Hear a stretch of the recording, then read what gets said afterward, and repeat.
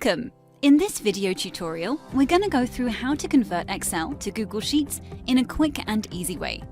Ready to start?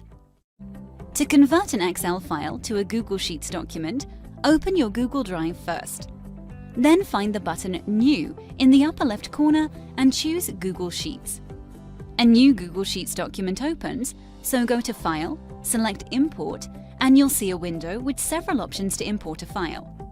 The Excel file can be imported directly from your drive, shared documents, recent documents, or you can simply upload it from your computer.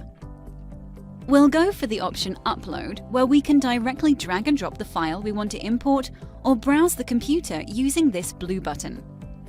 So we'll click on the blue button now, select the file from the computer, and click on Open. Google Sheets now offers three options for the file import. Since we opened a new, empty Google Sheets document just a while ago, we can simply go for Replace Spreadsheet. This option is the most convenient in this case.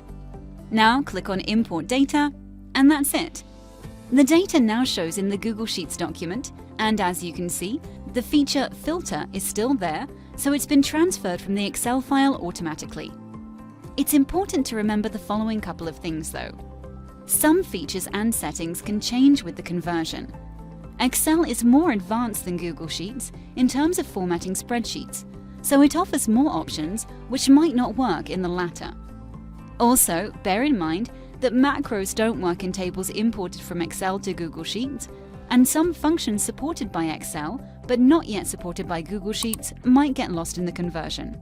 Nevertheless, the data will always appear as in the original Excel file, so you can definitely rely on that.